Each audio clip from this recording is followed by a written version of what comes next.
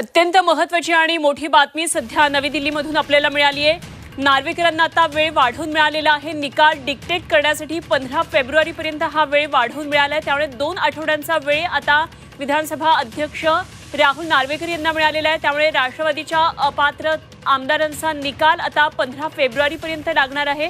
पक्षाचं नाव आणि चिन्ह हे मात्र इलेक्शन कमिशन म्हणजे निवडणूक आयोग कधी जाहीर करण्याची शक्यता आहे। त्याचा निकाल अगदी आज उद्या किंवा या आठवड्यामध्ये कधी येऊ शकतो आणि कधी हा निकाल अपेक्षित आहे आणि याचाच आधार वापरला जाईल असं आता वकिलांनी प्रतिक्रिया दिली आहे। सगळ्यात महत्त्वाची आणि मोठी बातमी सध्या राष्ट्रवादीतून येते। 15 फेब्रुवारीपर्यंत निकाल देण्यासाठी ही मुदतवाढ आता मिळालेली आहे।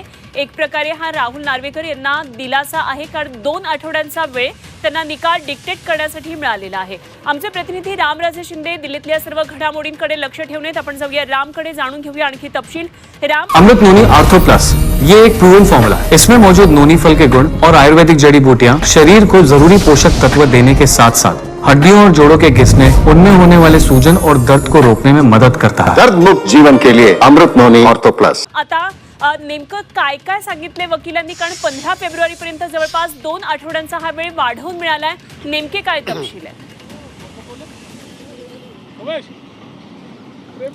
खरं तर शरद पवार यांच्या वकिलांनी विरोध केला होता की केवळ 1 आठवड्याचाच अवधी द्यावा, परंतु विधानसभा अध्यक्षांकडून 3 आठवड्याचा अवधी मागण्यात आला होता आणि हा वेळ जो आहे ही संपूर्ण प्रक्रिया पूर्ण करण्यासाठी द्यावी अशा प्रकारे सांगितलं होतं। जसं की शिवसेनेच्या केसमध्ये शिंदेनं जसं वेळ वाढवून दिला होता, तसंच आता सुप्रीम कोर्टानं अजित पवार यांच्या गटाला वेळ वाढवून दिलेला आहे, परंतु 3 आठवड्याच्या ऐवजी 15 फेब्रुवारीपर्यंत म्हणजे जे आपण जर पूर्ण दिवस मोजले तर 18 दिवस हे होतात आणि 18 दिवसाच्या आतमध्ये निकाल देणं हे गरजेचं आहे। याचा दुसरा एक अर्थ महत्त्वाचा असं काढता येईल की लोकसभेच्या निवडणुका ह्या आचारसंहिता जी आहे ती कधीही घोषित होऊ शकते। फेब्रुवारीच्या शेवटच्या आठवड्यामध्ये ही घोषित होऊ शकते।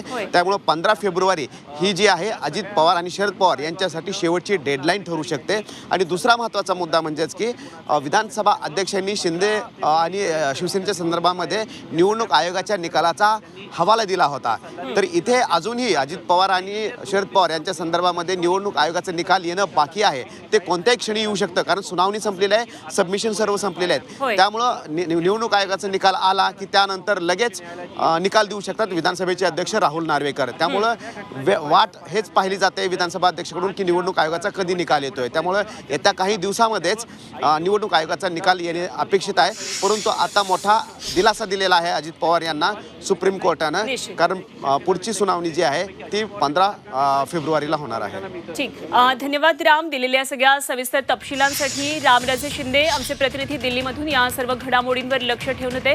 राष्ट्रवादीतून ही सगळ्यात महत्त्वाची आणि मोठी घडामोड या क्षणाची होती।